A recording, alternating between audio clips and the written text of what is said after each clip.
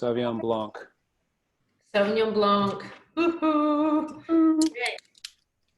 I'm so excited. I love Savvy, you know that. I do. And, as everyone knows, it's the wine that really put New Zealand on the world wine map. And it wasn't until the sort of early 70s that it was planted here. And then later on in that decade where the wines were sort of more commercially available. So, as a wine nation, we're still really, really, young, which is kind of cool. This variety, I love it because it really just goes, here I am Marlborough Sauvignon Blanc. I know who I am. This is where I'm growing. And, in a lineup of Sauvignons from around the world, you can pick this guy out, okay? So it jumps out of the glass. Just crack the top. Yeah. Yeah. It's that wine. And what we're trying to do at JT is, years ago, when I was first making Sauvignon Blanc, it was much more acidic and much more, and it was just much greener, slightly more fierce, It was kind of like, obnoxious, here I am. Right. So I think over the years, we've definitely seen the acid pare back a little bit, and we're trying to leave the fruit on the vines a little bit longer to get a bit riper so that we move it from just herbaceous, but sort of more into that sort of citrusy and then more tropical kind of flavor profile. So a bit more of the kind of riper passion fruit and jalapeno pepper, a little bit of kind of, lime sometimes, and, those citrusy flavors. So it's not just green. And I think, we harvest fruit from quite a few of the sub-regions in Marlborough. So, everyone goes, Marlborough Sauvignon Blanc is all the same, which is absolute rubbish. There's some very distinctive flavour profiles from the different sub-regions. And a lot of that is based on, the soil. So, for example, down the Dillon's Point, which is, lower Wairau, closer to Cloudy Bay, the sea, much heavier, more fertile soils that can grow canopies that are massive. The Sauvignon down there is tall, it's huge, and it's dark green. And the fruit from down there, you get this amazing kind of passion fruit characteristic. Whereas, up in the southern valleys, it tends to be slightly more citrusy, and then in the Awatiri Valley, slightly to the south of the main Wairau Valley, more of that kind of tomato stalk jalapeno pepper.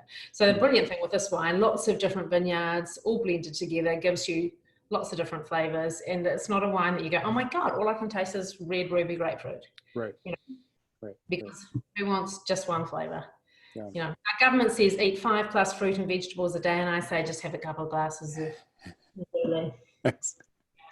I love the map that you guys put together where you actually show all the vineyard sites where you're pulling from, and it's fantastic. Because I think a lot of people don't recognize that Marlborough is actually two distinctive valleys, the Wairau and the Awatiri, and they're huge. These are not like small valleys. It takes a while to drive through them. If the Awatiri Valley was its own region, it would be the second largest region in New Zealand. Right.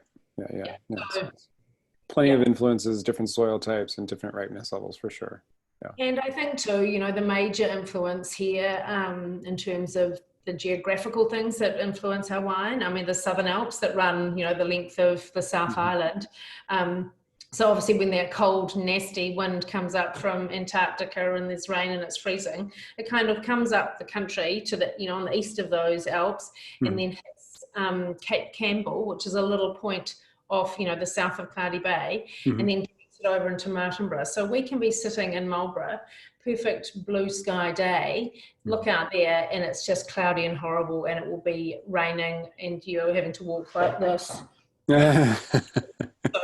So that keeps, this region pretty dry. So we're bloody lucky. Yeah, for sure. I think you just resonated with all of Northern California. They all went, yeah, we know what you're talking about. Yeah. Very similar influence. So it makes us, I think that's one of the big influences here. I bet. Yeah, for sure. It's beautiful. Can you tell a little bit of difference between the vintages for 18 and 19? Because we're right on the cusp of, we're cycling into 19s right now. So for Southern specifically, 18 and 19.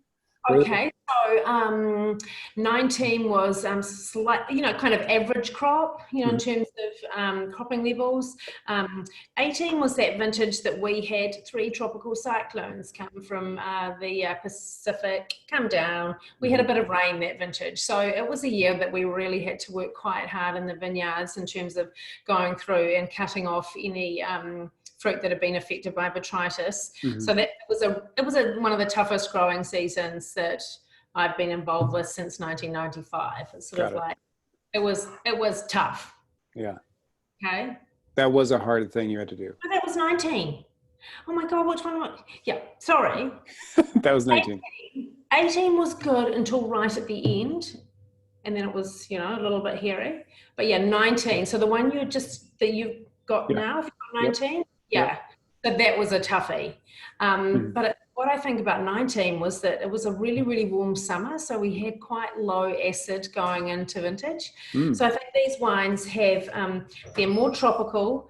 They have a much lower acid profile, which I think it will make it, one of those wines that has wider appeal. Do you know what I mean? Because I think one of the things about Sauvignon is that the people who don't like it, I think it's the acid profile that they're going, just find it a little too peaky for them. Right.